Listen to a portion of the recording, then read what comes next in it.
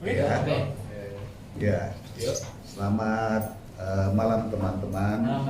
Assalamualaikum warahmatullahi wabarakatuh.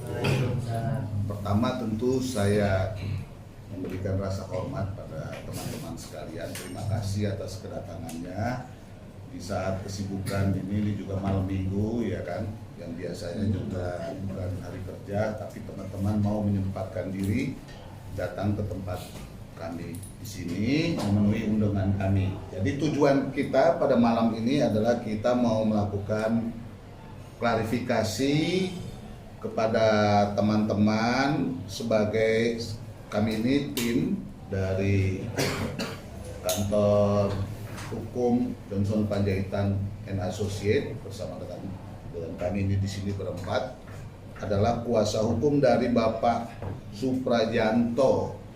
Ya, jadi kami mau melakukan klarifikasi sekaligus juga meluruskan pemberitaan-pemberitaan yang sudah berkembang di media massa beberapa hari ini, beberapa belakangan ini yang sangat merugikan kepentingan klien kami, dan juga ada berita-berita yang harus diluruskan karena tidak sesuai dengan faktanya.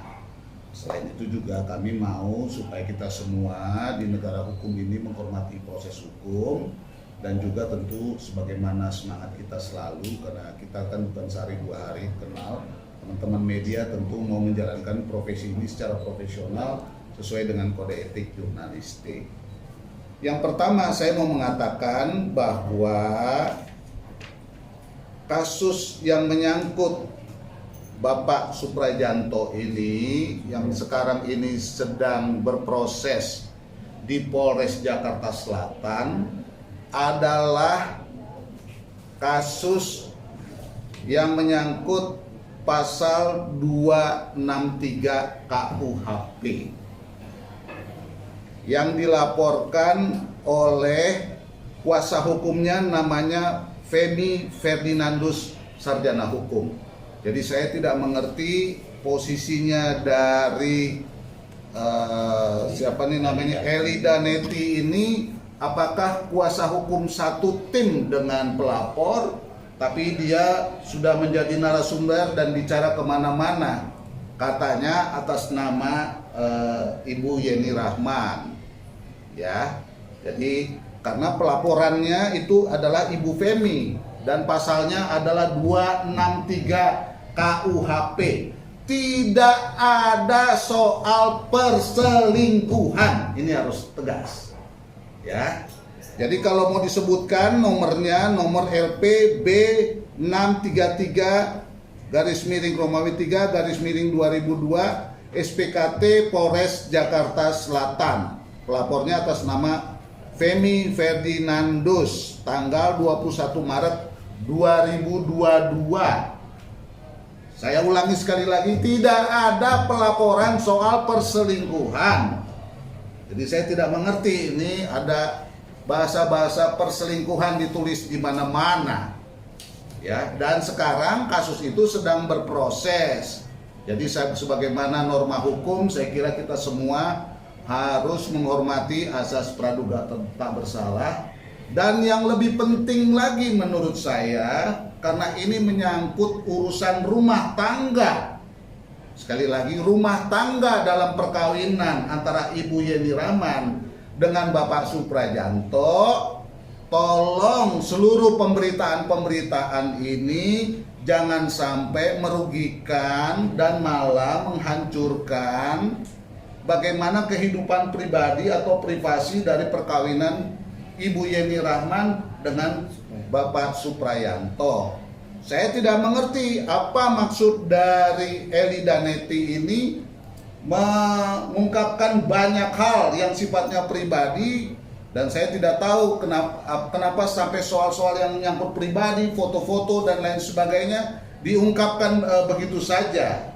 Tentu saya mau mengingatkan bahwa negara ini negara hukum, jadi jangan sampai nanti salah, seolah-olah saya sebagai juga orang yang bersama-sama dengan kalian memperjuangkan kebebasan pers dan mengeluarkan pendapat, bukan berarti kita mau mengkriminalisasi begitu.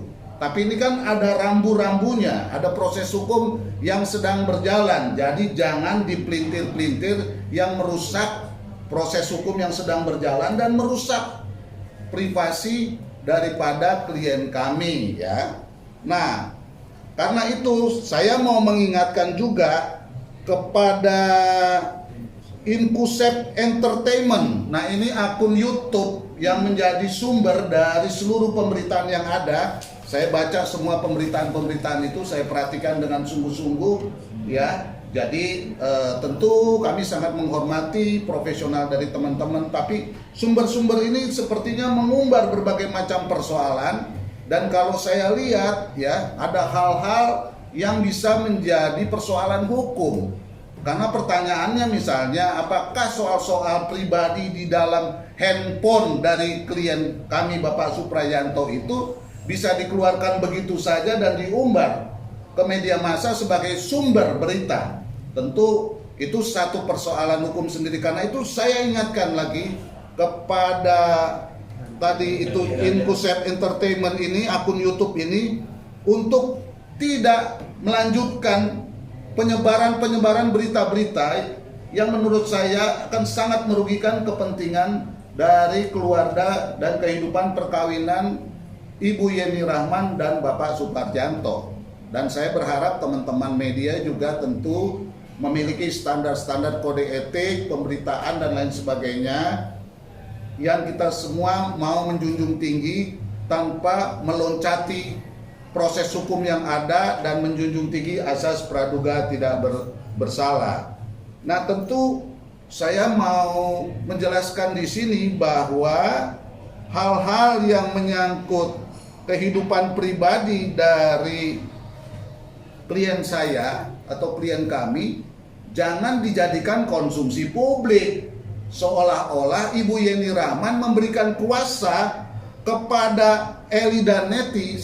Ya, mudah-mudahan dia pengacara juga ya, karena kami juga kan pengacara untuk punya kode etik. Apakah dia memiliki kewenangan untuk mengumbar soal-soal yang menyangkut pribadi perkawinan itu? Ya, kalau ini persoalan hukum, ya hukumnya aja.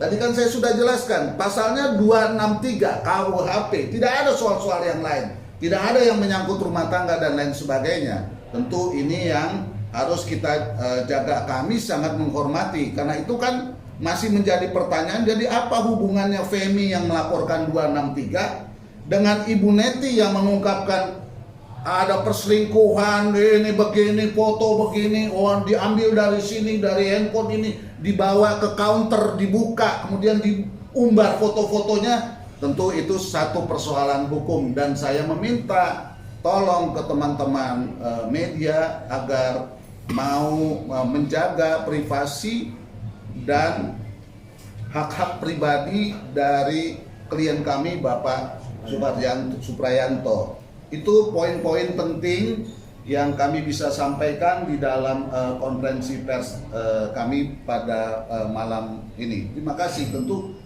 saya senang kalau ada pertanyaan-pertanyaan yang menyangkut beberapa pokok-pokok yang harus kami klarifikasi sehubungan dengan perkembangan pemberitaan terhadap klien kami Bapak Suprayanto. Silakan. Bang, mungkin terkait tadi kan 263 KUHP ya, sebenarnya dilaporkan.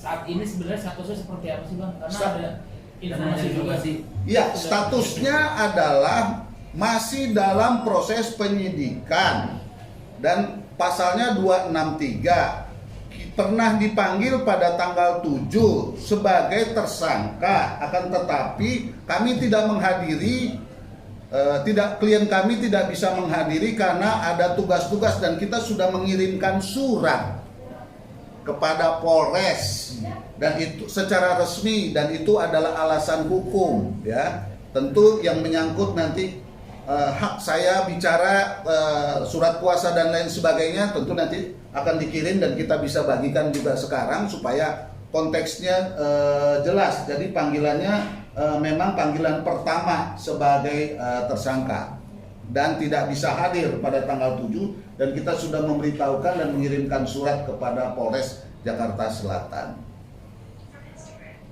Begitu. Kalau untuk masalah tanda tangan Bang yang diduga memalsukan aset itu seperti apa Bang mungkin? Nah, itu yang belum jelas sampai sekarang ya kan, karena di laporan itu objeknya tidak jelas. Kalau lihat pasalnya 263, itu kan surat palsu atau pemalsuan surat, Pak.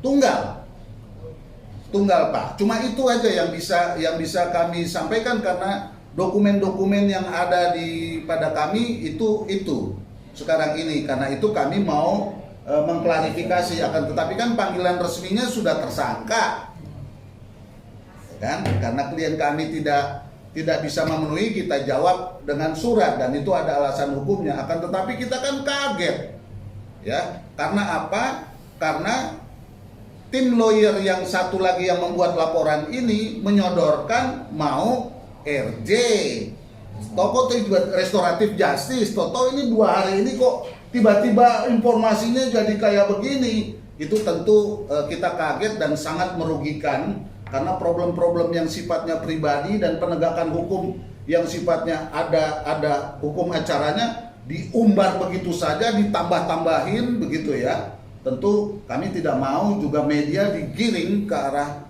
kontroversi yang sangat merugikan kepentingan hukum klien kami dan menyerempet hal-hal yang bisa menimbulkan persoalan hukum di antara kita. Padahal itu kan semangat kita yang sedang kita jaga di tahun politik ini.